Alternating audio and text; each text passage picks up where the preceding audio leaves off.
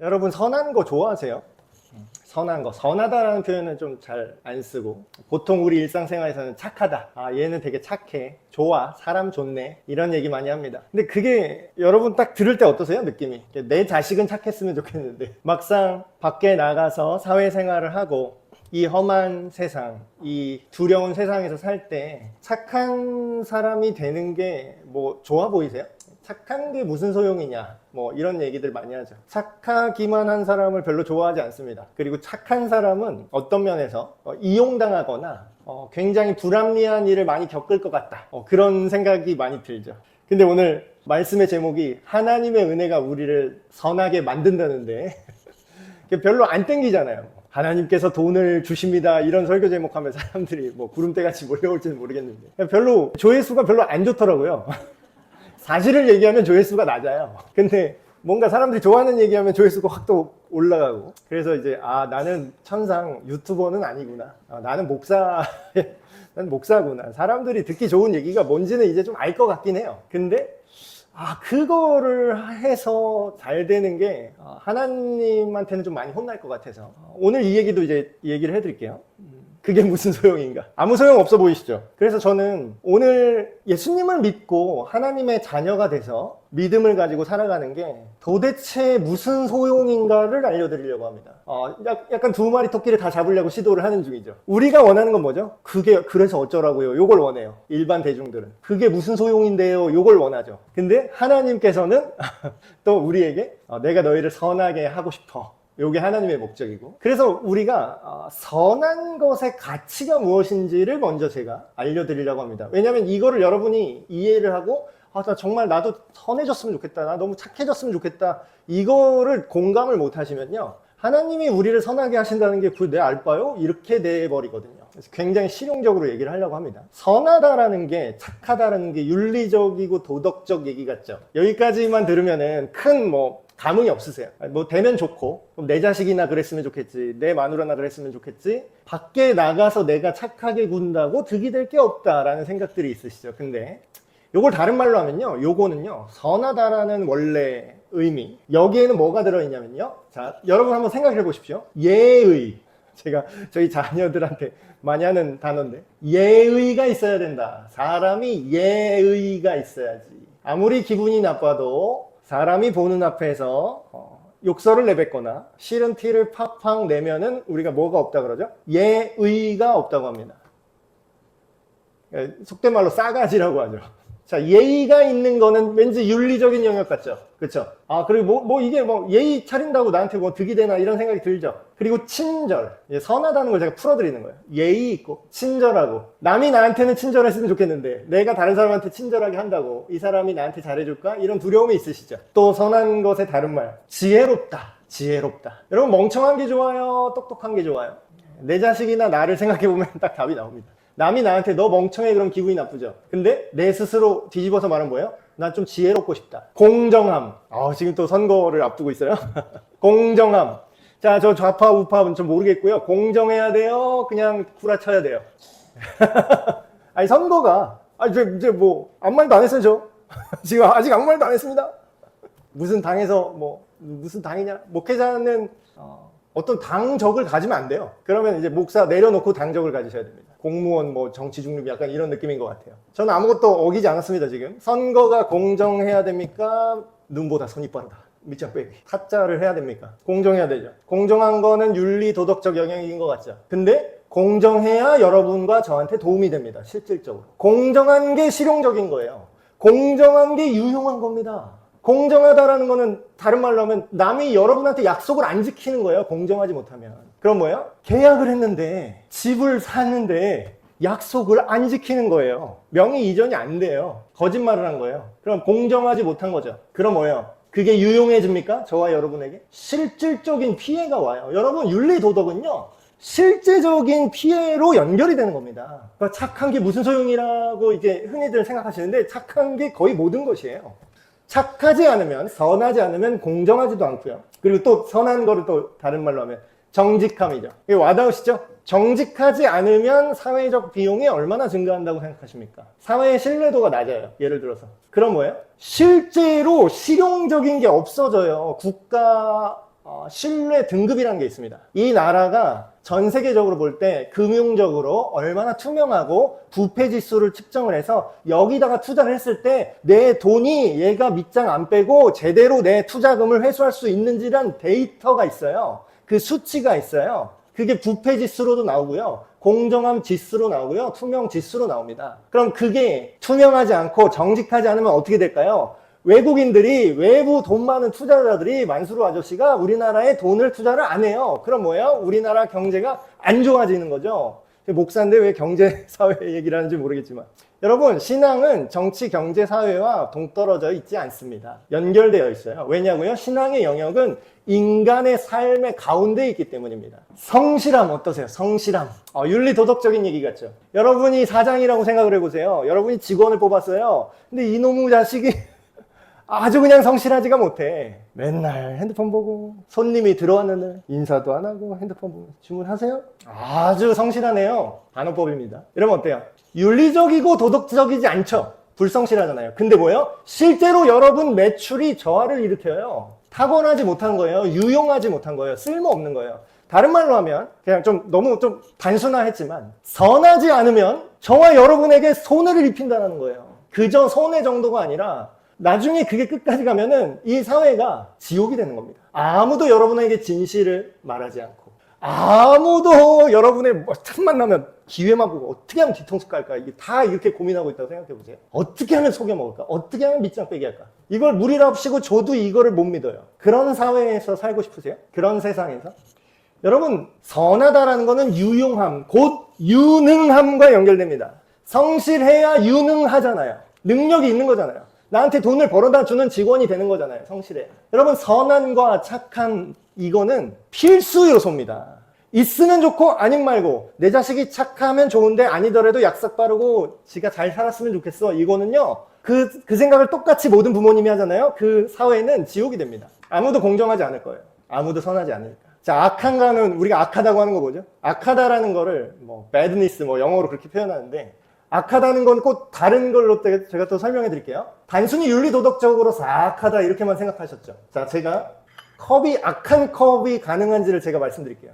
이 컵이 지금 도덕적, 윤리적으로 선하고 악한 거를 이 컵이 말할 수는 없겠죠. 그렇죠? 근데 이 컵이 원래 목적이 뭐죠? 물을 담거나 내가 뭘 마실 수 있도록 잘 기능을 해요. 아까 선함에 뭐가 있다 그랬죠? 유용함. 선한 직원은 뭐예요? 똑바로 일을 성실하게 하는 직원이 선한 직원이잖아요. 근데 이 컵이 똑바로 일을 안 하네? 예를 들어서. 컵이 똑바로 이 일을 안 한다는 건 뭘까요? 얘가 구멍이 나서 줄줄 새는 거예요. 예를 들어서. 얘는 아주 선한 컵인데. 얘가 악한 컵이라는 건 뭐예요? 쓸모없는 컵이 된다는 뜻입니다. 그때 우리가 뭐라 그래요? 아, 이 컵 나쁘네. 아, 이게 좋은 컵이 아니네. 이러죠. 좋은 컵이 아니네. 나쁜 컵이네. 왜 나쁘죠? 윤리도덕적으로 나쁘다는 거예요? 아니에요. 쓸모가 없다라는 거예요. 자, 선함이 없는 상태입니다. 다시 말하면 악한 거는 윤리도덕적인 것뿐만 아니라 원래 목적에서 벗어난 걸 악하다라고 하기도 합니다. 나쁘다라고. 펜이 뭐가 좋아요? 펜이 사람 찌를 때 쓰는 무기인가요? 아니죠. 펜은 뭐예요? 글씨가 써져야 좋은 펜이잖아요. 근데 쓰다가 막 쓰다가 사인해야 돼. 중요한 계약이야. 사인해야 되는데 안 나와. 막 미치겠어. 아, 귀찮은데 나중에 합시다 이래요. 막 지금 막 빨리 하고 싶은데. 그럼 뭐예요? 펜을 집어던지면서 이 나쁜 펜이 이러죠. 무례하고 멍청하고 어리석고 비리로 가득하고 아주 썩어 문드러졌고 선거가 어떻게 해야 돼요? 깨끗해야 돼요? 부패해야 돼요? 저는 누구 편도 들지 않습니다. 아니 사실을 말하자면 사실 선거가 깨끗해야 되잖아요. 그쵸? 잡아갈래요 저? 밑장 빼기 하면 돼요 안 돼요? 거짓, 게으름, 무능함. 뭔가 잘못되고 있는 것 같아. 근데 그걸 가만 냅둬. 그럼 게으름이죠. 무능함이죠. 그걸 뭐라고 한다? 악하다고 합니다. 자, 오늘 말씀 너무 목사님 오늘 왜 이렇게 사회적 얘기를 하시지? 사회적 얘기가 아니라 구원에 대한 얘기라서 그럽니다. 오늘 우리가 읽은 말씀은 그레데 지역이라는 지금의 지중해 지역이죠. 거기에 약간 우리식으로 말하면 그 필리핀 그런 느낌인 것 같아요. 섬들이 굉장히 많이 있는 국가, 섬들로 이루어진 그런 지역.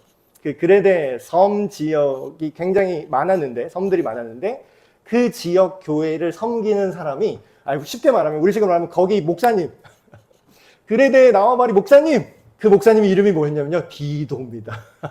그래서 오늘 그 디도 목사님한테 보내는 편지예요. 정말 길지도 않아요. 3장밖에 없습니다.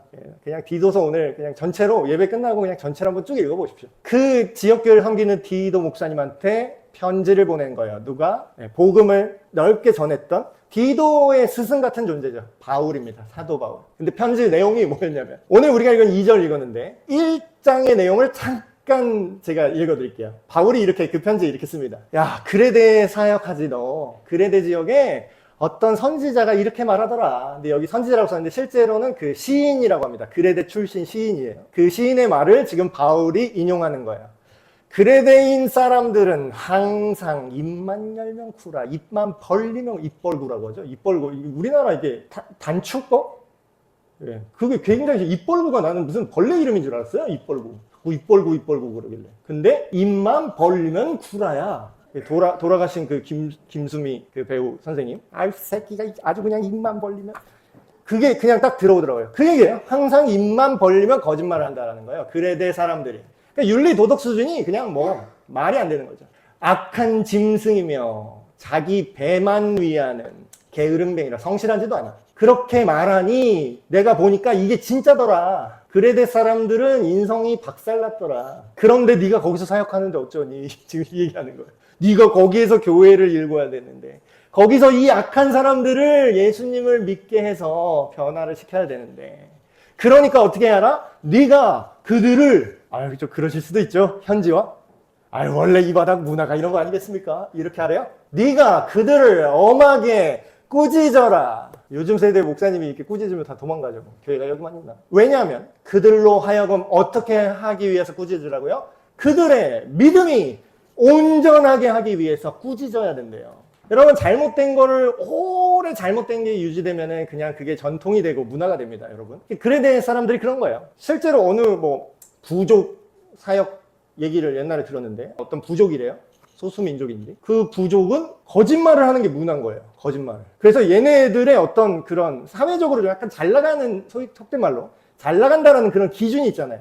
청소년들 옛날에 노스페이스 잠바 입으면 잘 나간다 이런 것처럼 요새는 뭔지 모르겠어요. 그 사이에서 좀 내가 좀 된다. 근데 그 부족은 남을 잘 속이면은 어깨가 올라가는 그런 문화가 있는 거예요. 그리고 속은 애는 어떻게 돼요? 속은 애가 나쁜 애가 되는 거야. 이 멍청한 새끼가 되는 거야. 어떻게 오죽 멍청하면 이걸 속냐? 그럼 뭐예요? 가해자를 우대하고 피해자를 욕하는 거죠. 이 사회 전체가 그냥 2차, 3차 가해 전당이 된 겁니다. 그럼 그 사회에 선교사님이 딱 들어갔어요. 예수님을 딱 전해야 돼요. 그럼 이렇게 할까요? 여러분의 문화는, 전통 문화는 문화적으로 존중해드리고 그래도 구라를 치면서 예수님을 믿으십시오. 예수님을 믿는 것조차 구라일 수도 있지만 어쨌든 예수님을 믿으면 구원받습니다.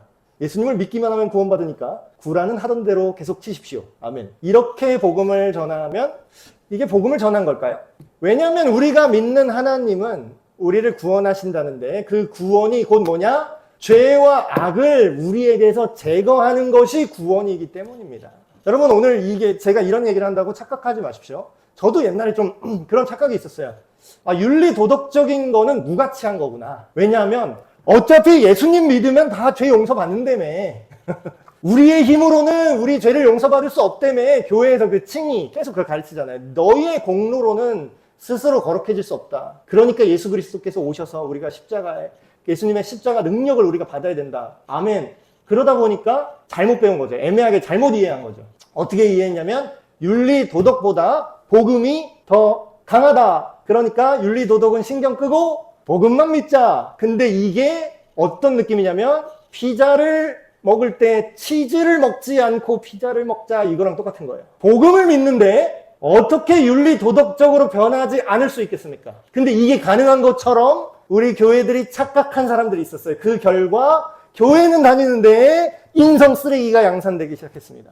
교회는 다니는데 죄를 저지른 걸 부끄러워하지 않는 사람들이 생겼어요. 성경이 어딜 그렇게 얘기합니다. 성경에서는 죄를 부끄러워하고 창피해하고 수치스러워해라 이렇게 얘기해요. 그거를 예수 그리스도께서 씻겨주신다. 예수님의 능력으로 들어와라. 계속 죄 짓고 그러고 살지 말고 예수님의 능력으로 들어와서 어떻게 해요? 실질적으로 아까 제가 얘기한 거 있죠. 선한 거. 너를 하나님께서 선하게 만들어 주실 거야. 하나님은 그걸 절대로 포기 안 할 거야. 그게 성경이 말하는 구원과 복음의 능력입니다. 그 얘기는 뭐예요? 윤리 도덕이 필요 없다는 뜻입니까? 오히려 내가 하고 싶어도 못하는 그 선한 거를 하나님이 나를 집중 레슨해 주신다는 겁니까? 오늘 말씀 이렇게 시작합니다. 모든 사람에게 구원을 주시는, 정확히 말하면 모든 믿는 사람에게죠. 모든 사람에게 구원을 주시긴 주셨어요. 근데 모두가 구원을 받는 건 아니죠. 강제로 입 벌려 구원 들어간다. 하나님이 강제로 우리 입을 벌리고 구원이란 걸 쑤셔박아 주시면 모두가 정말 말 그대로 구원을 받겠지만 하나님은 강제적으로 구원하는 게 아니잖아요. 구원이라는 것 자체가 관계인데, 사랑의 관계가 시작되는 건데 그 관계를 강제로 할 수는 없잖아요. 그래서 모두에게 하나님께서 구원의 말씀을 주시지만 그 은혜를 받는 거는 그걸 받아들이냐 거절하느냐에 따라 달려있죠. 자, 구원을 주시는 하나님의 은혜는 아까 제가 설명해 드렸습니다. 하나님의 은혜가 뭐라고요? 죄를 지어도 지옥 안 가고 계속 죄를 지을 수 있게 하는 특권. 이게 하나님의 은혜인가요? 똥 먹어도 안 죽는 병에 걸렸다고 생각해 보십시오. 병인가? 그런 치료제를 발견했어요. 누가, 어떤 미친 과학자가. 똥을 아무리 먹어도, 밥 대신 똥을 먹어도 절대로 죽지 않고 생명이 유지될 수 있는 장치를 만들었어요. 그걸 여러분 달고 똥을 먹어도 안 죽는다 하면서 계속 드실래요? 죽진 않죠. 근데 더럽잖아요. 그걸 하고 싶냐고요. 비유가 되게 미친 비유 같죠? 근데 우리가 이렇게 살아요. 예수님 믿기만 하면은 구원 받는다? 예수님 믿기만 하면 천국 간다? 예수님 믿기만 하면 모든 죄를 용서해 주신다 그랬다? 그러니까 또 똥 먹어야지? 성경에 이 말이 그대로 써 있습니다. 개가 자기가 토한 것을 다시 주워 먹는 것처럼 더럽잖아요. 여러분 토한 거 먹을래요? 저는 못 먹습니다. 일단 자기 죄를 싸질러놓고 또 먹고 죄를 싸질려고 또 먹고 그렇게 산다고 성경에 나와요. 그게 잘하는 짓이구나 이렇게 비꼬는 투로 성경에 나오는 거예요. 그러면 그렇게 하라는 거예요? 그렇게 하지 말라는 거예요? 그건 구원이 아니라는 거예요. 구원받은 자는 그렇게 살지 않는다라는 거예요. 자, 하나님의 은혜가 나타났어요. 우리가 예수님 믿었어요. 우리의 실력으로 죄를 우리가 안 저지를 수가 없어요. 그래서 항복해서 하나님 우리를 구원해 주십시오. 예수님 우리의 죄를 씻겨주시고 앞으로도 나와 함께 하셔서 내 안을 계속 깨끗하게 유지시켜 주십시오. 내가 때로는 먹는 게 이제 버릇이 돼갖고 똥에 자꾸 손이 가요. 똥에 손이 가요. 그때마다 성령님이 똥을 살짝 잡으려 그러면 이 정도는 해주시는 것 같아. 근데 굳이 하면서 이렇게 잡으면 또 먹더라고. 그건 또 안 말리셔요. 이러시지. 근데 그 과정이 있지만 결론적으로 구원받은 삶의 본질은 뭐예요? 우리를 양육하신대요. 하나님이 양육이 뭡니까? 한 번에 딱 됩니까? 애가 한 번에 말을 들어요? 아니죠. 근데 뭐예요? 잘못된 습관을 교정하고 여러분 구원받는 과정은요 일종의 재활훈련과 굉장히 유사합니다. 여러분 처음부터 그게 잘 돼요? 평생 잘못된 습관을 갖고 있어요. 그거 교정하려면 한 번에 됩니까? 예수님을 믿어서 내가 하나님의 자녀가 됐습니다. 물론 드라마틱한 너무나 감사한 변화죠. 내가 예수님의 십자가가 믿어지는 것도 진짜 기적이니까. 내가 믿고 싶다고 믿을 수 있는 게 아니라 그게 나한테 받아들여졌다는 것 자체가 하나님의 은혜예요. 그게 은혜의 시작이죠. 근데 시작이지 끝은 아닙니다. 그럼 뭐가 시작된 거예요? 자, 이제 재활훈련소에 입소한 거예요, 여러분은. 성령님의 클리닉에 오신 것에 환영합니다. 이렇게 된 거예요. 우리를 양육하시는데 어떻게 한다고요? 경건하지 않은 것. 이 세상 욕심을 다 버리고 신중함과 의로움과 경건함으로 이 세상에서 살게 하는 것, 그게 구원이고 그게 하나님의 은혜라는 거잖아요. 죽은 다음에만 천국 가야지. 이 세상에서 이 뱃속 가득 똥만 먹다가 죽으면은 천국 간다. 이런 게 구원이라고 말하지 않습니다. 이 세상에서부터 이제부터 영원까지 이어지는 하나님의 백성으로서의 삶. 이 세상에서 경건하고 의롭게 살게 하는 게 구원의 목적이고 과정이라는 거예요. 자, 경건함. 제가 쉽게 말씀드리겠습니다. 경건한 게 뭔가? 하나님을 닮았다라는 거예요. 하나님. 성경에서 뭐라고 말합니까? 하나님은 선하시다라고 해요. 오늘 우리 찬양 계속 그거 있잖아요.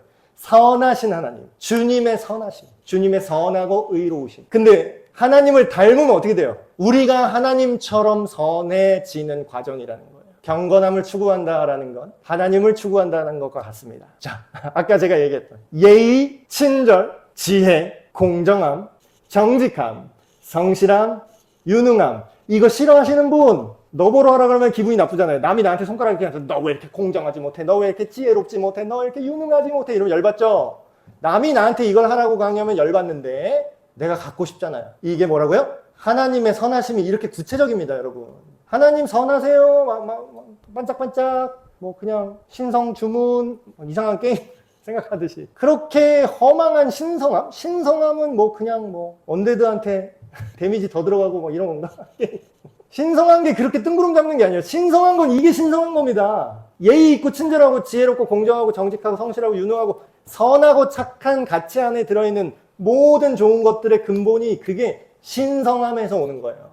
신성함의 파편들이 이 세상에 흩어져서 우리가 행복하고 좋게 살 수 있는 거죠. 어떤 분이 이런 얘기를 해요. 교회에 들어가서 상처받은 분이 워낙 많다고 이렇게 얘기가 나오니까 교회에서 임직하잖아요. 직분자를 세우잖아요. 집사님, 뭐 권사님, 장로님, 뭐 목회자는 말할 것도 없고. 세울 때 좀 인성 시험 좀 봐라. 이런 얘기를 하더라고요. 인성 시험. 자, 다음 상황으로 오른 것은 막 이래가지고 꼬치꼬치 캐먹고 어디 사는지, 결혼은 했는지 안 했는지, 집은 아파트인지, 전세인지 월세인지, 학교는 대학은 나왔는지 안 나왔는지, 대학은 어느 대학 나왔는지, 수능 점수 몇 점 맞았는지. 선한 거예요, 이게? 뭐죠? 예의가 없는 거죠. 지혜롭지도 못하죠. 시험 보래요. 이거 통과해야 인성 점수 통과해야 직분 받게 하면은 교회가 이 정도로 어지럽지 않을 거다, 뭐 그런 얘기까지 하더라고요. 우리 교회 시험 볼까요? 어떻게? 인성 점수 통과하나? 여러분, 이건 제도의 문제가 아니라 우리가 진짜 예수님을 믿잖아요. 진짜로 예수님을 믿으면 하나님의 자녀가 되는데, 자녀가 된다는 건 뭐냐면요, 소통이 굉장히 원활해진다라는 뜻입니다. 저에게 목양실이 있는데, 저희 사무실이 여기 있거든요. 그 누구도 이렇게 박차고 들어올 수 없는데 우리 딸이 여포처럼 문을 박차고 들어옵니다.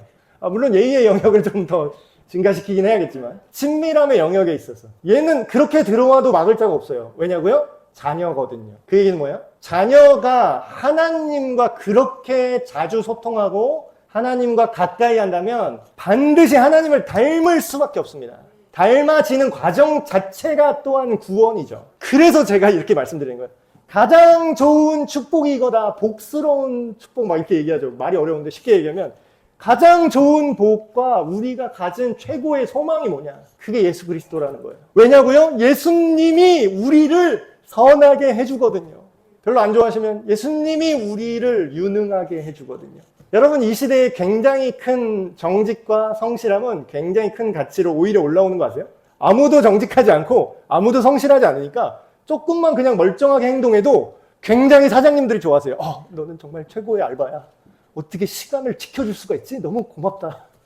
아무도 시간을 안 지키니까. 아무도 약속을 안 지키니까. 복스러운 소망과 우리의 크신 하나님 구주 예수 그리스도의 영광이 나타나심을 우리가 기대한다. 예수님의 영광이 뭘까요? 여러분, 되게 뜬구름 잡는 것처럼 생각을 많이 했거든요. 저도 무슨 종교적인 성가대 막 천사들이 하얀 빛 막 이렇게 해갖고 이게 영광인가? 그런 거 생각했는데, 여러분, 영광이 다른 게 아니라요, 아까 그 선한 가치들 있죠? 그게 여러분한테 미어 터지는 거예요. 누가 그거를 감추려고 해도 여러분의 태도는 그냥 보여요, 눈에. 근데 이 사람의 제스처나 말투나 눈빛과 표정에서 이 사람의 친절이 뿜어져 나와요. 이 사람의 예의와 지혜로움이 묻어 나온다니까요.